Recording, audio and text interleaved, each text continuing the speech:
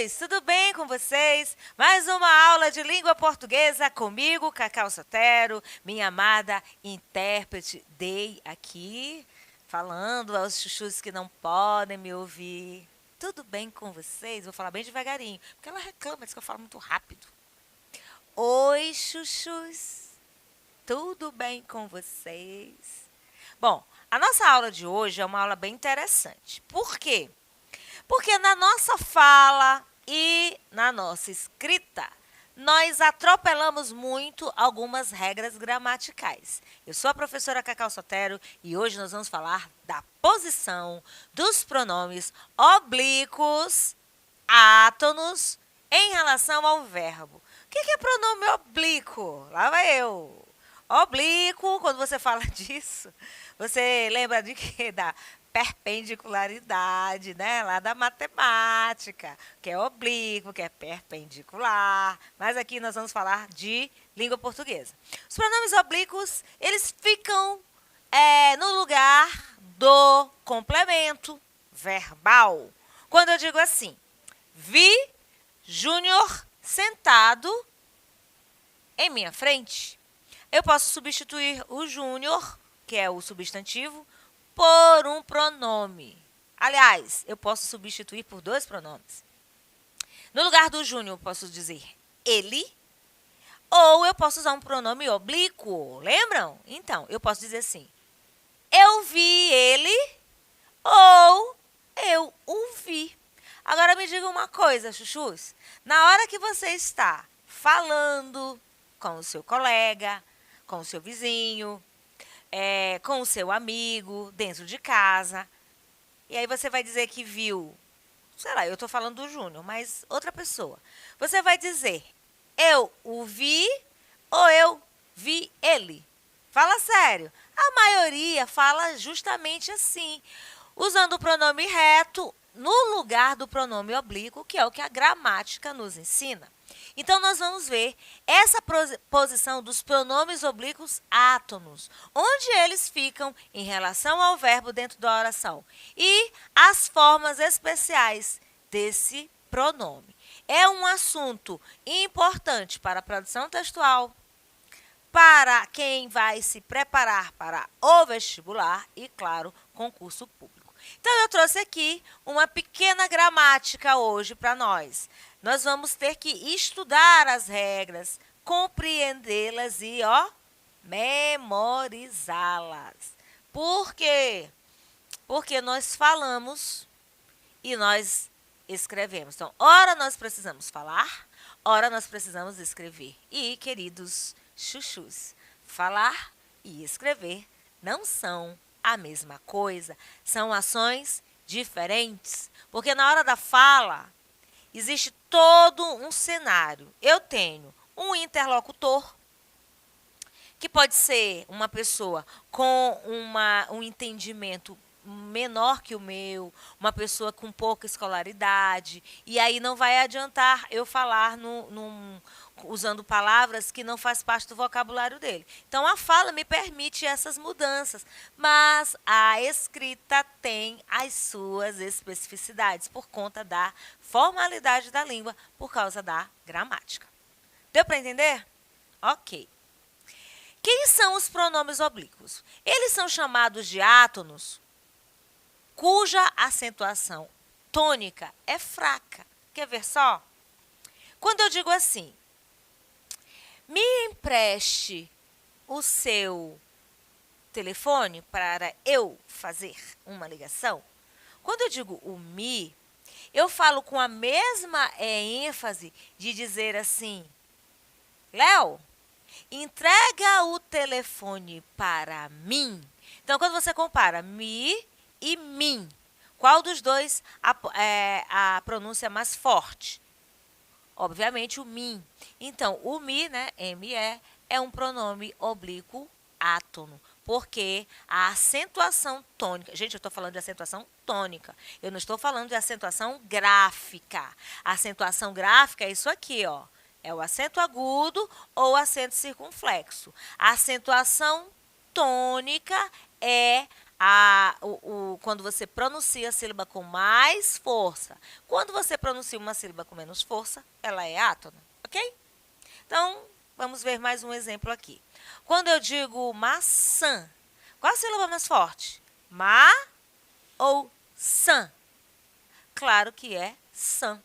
Então, a sílaba ma é átona, a sílaba san é tônica. Deu para entender? Ótimo. Então, olha só. Os pronomes oblíquos apresentam flexão de número, de gênero e de pessoa. Por quê? Porque eles são relacionados com pessoa.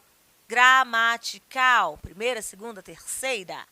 Sendo essa última, no caso, a pessoa, a flexão é flexão porque marca a pessoa do discurso. Olha aqui essa flexão para vocês, acompanhando a sua tela. Primeira pessoa do singular, eu. Ou me. Cacau, cadê o mim? O mim é tônico, nós estamos falando de átonos. Então, só vão aparecer aqui no quadro os átonos. Volta para cá, volta para a tela. Segunda pessoa do singular, tu. Oblíquo, ti.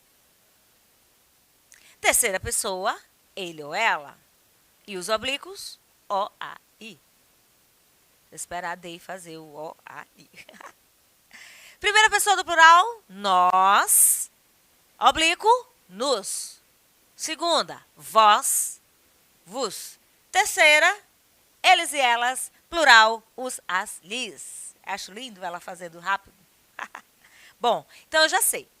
Agora, uma coisa. Quando nós usamos a segunda pessoa do plural, é muito raro você chegar em casa para seus pais e dizer assim, boa noite, vós estão cansados. A gente não diz assim, a gente fala vocês, no coloquialismo. A gente joga vocês. Então, é muito mais difícil nós usarmos a segunda pessoa do plural, embora seja muito bonito. Eu, inclusive, gosto muito, acho que a língua fica mais elegante. Você fica até mais bonito falando a língua portuguesa com excelência. Então, bom, vamos falar do li? É o único pronome oblíquo átono que já se apresenta na forma contraída. Ou seja, houve a união entre o ou o a e a preposição a ou para. Quem é o li?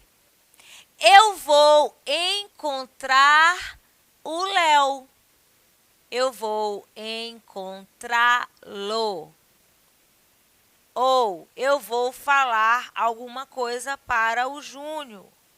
Eu vou falar-lhe. Ok? Por acompanhar diretamente uma proposição, o pronome li exerce sempre função de objeto indireto na oração. Então, na hora que dá o li, é objeto indireto. Na hora que dá o mi, o a, o ti, com é, a gente tem o objeto direto. Mas a minha observação aqui não é esta, é a posição deles. Então, o li refere-se a pessoas que pode ser usado tanto no gênero masculino ou no gênero feminino. E eles exercem função, como eu já falei, de objeto indireto. Então, formas especiais de usar esses pronomes.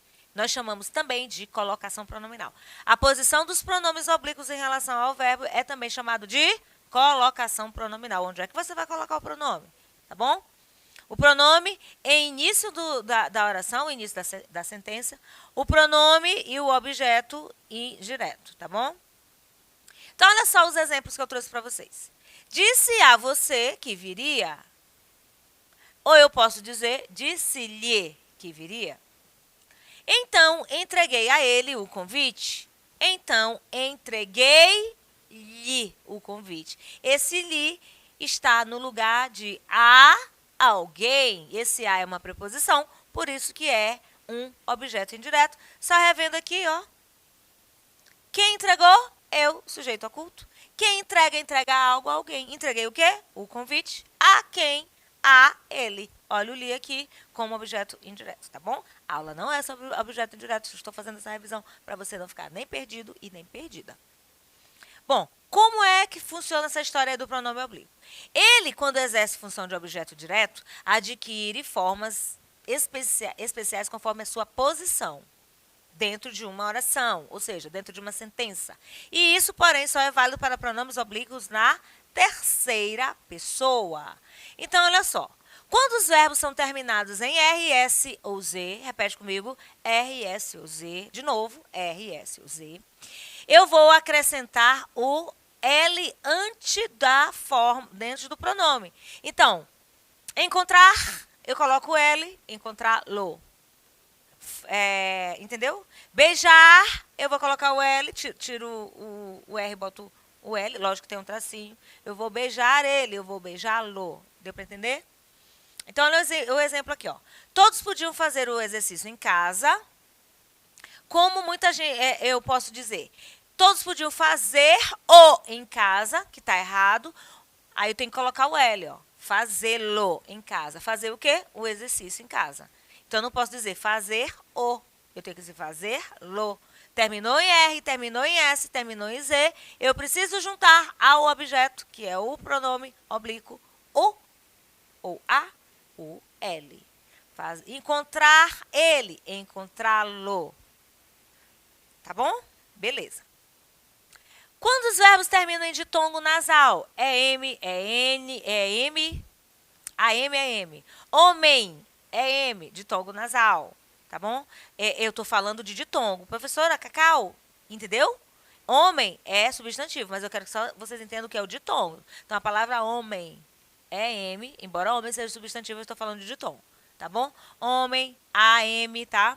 É M, é AM. Ão e ON. Acrescenta-se N na forma do pronome. No, na, nos e nas. Então, olha só. Eles tinham aquela criança como filha rebelde. Eles tinham a. Não, eu tenho que colocar o N. Entenderam? Quando o verbo termina em ditongo nasal, eu coloco o N. Quando o verbo termina em R, S, Z, eu coloco o L. Encontrar, encontrá-lo. Tinham, olha aqui, ó, o verbo terminou em ditongo. Tinham na, certo? Muito bem. Então, funções sintáticas dos pronomes oblíquos tônicos. Eu não posso deixar de falar deles, não. Eles podem ser complemento nominal. Olha o ti aqui, ó. Não sinto nenhuma confiança em ti. Esse ti é com i. E não com e, tá bom? Ele, no caso, é objeto indireto. O mim, que eu falei no início da aula, ele é objeto indireto? É a ele que eu amo de verdade. Objeto direto, o mim, mostre isso para mim. Faça um favor para mim. Tem até uma canção. Faça um favor para eu, faz um favor para mim. Mas o favor é para eu, mas o favor é para mim. Você também quer um favor? Não. É que se diz assim, faça um favor para mim. Eu não posso dizer me ajude. Está errado. É me ajude. Coloquialmente falando. Na hora de escrever, a gente vai já ver que a posição não é esta, tá bom? Mim, objeto indireto. Me, objeto direto, tá bom? Olha aqui, observa agora essa construção. Ó. Esse problema terá de ser resolvido por alguém. Esse alguém sou eu, então por mim. A abelha picou a pessoa no braço, então picou-o. Em o pronome oblíquo mim exerce função de agente da passiva no enunciado. A função exercida pelo pronome oblíquo tônico u é de objeto direto. Então, só para a gente não ficar nas palavras. Então, vamos inferir o quê? Que há diferentes funções do pronome oblíquo e também formas diferentes de se usá-los dentro de uma oração. Olha aqui, ó. Repetindo. Quando o pronome vem antes do verbo, dá-se um caso de próclise. O que é próclise? É a posição do pronome oblíquo antes do verbo.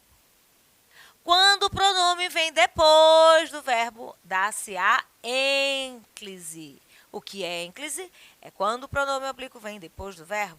E a mesóclise, lógico, vem no meio. Eu tenho que cortar o verbo, colocar o pronome oblíquo no meio. Olha só, os alemães não se preparam para o frio. Não é uma palavra negativa. Então, toda vez que eu tiver uma palavra negativa, nunca, jamais, não, eu vou colocar o pronome antes do verbo. É um caso da próclise. Não se prepararam para o frio. Então, eu não posso dizer não preparam-se. Tá bom? Mesóclise acontece quando eu corto o verbo no meio e jogo lá dentro o quê? Um pronome, ó. Construir-se-ia. Isso acontece com verbos no futuro do presente e no futuro do pretérito. Por exemplo, construiria é futuro, aqui no caso é construir-se-ia, tá? Futuro do pretérito. Agora, futuro do presente, construir-se-a, tá bom? Por que eu tenho que colocar o pronome no meio? Porque eu estou iniciando a oração com verbos. No futuro do presente, no futuro do pretérito, obrigatoriamente, mesóclise, tá bom? E a ínclise é quando eu tenho que jogar o pronome para depois do verbo. Eu não posso iniciar uma oração, uma sentença com pronome oblíquo. Eu falo, me empresta, me dá, me ouve, me ajude, me ame. Mas na hora da escrita, eu tenho que dizer, empreste-me, dê-me, amo-te. Agora, se ame-me, fica até estranho, não fica? Então, é ama-me, tá bom? A gente falou de quê? Posição dos pronomes átonos em relação ao verbo. O que nós vimos hoje? Que os pronomes átonos são aqueles que são pronunciados com menos força, com menos intensidade. Já os tônicos, com mais força. A gente viu os pronomes u, a, li e mi. Vimos que quando verbos terminam em R, S e Z, nós precisamos juntar a letra L ao pronome oblíquo o ou a. Encontrar ele, encontrá-lo. Tá bom? Vimos também que não se inicia oração, não se inicia sentença com pronome oblíquo. O que faz um pronome se posicionar antes dos verbos? Palavras negativas. Não, jamais, nunca, por exemplo. Quando eu coloco o pronome oblíquo no meio do verbo, quando esse verbo se apresentar no futuro do presente ou no futuro do pretérito. Amar-te-ia muito se fosses fiel aos seus princípios. Amar-te-ia. Amaria, tá? Aí a gente tira, corta o verbo, coloca o ti no meio, tá bom?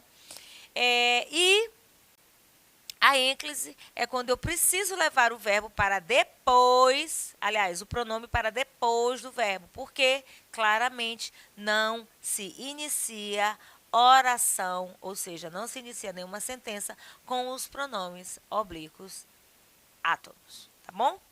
Vimos também que esses pronomes oblíquos átonos funcionam como objeto direto da sentença. Cacau, o que é objeto direto?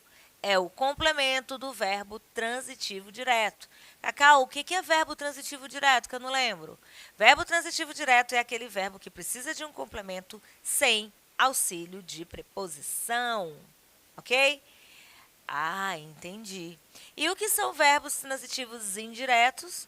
No caso, os pronomes que funcionam como objeto indireto são os pronomes oblíquos tônicos, tá bom?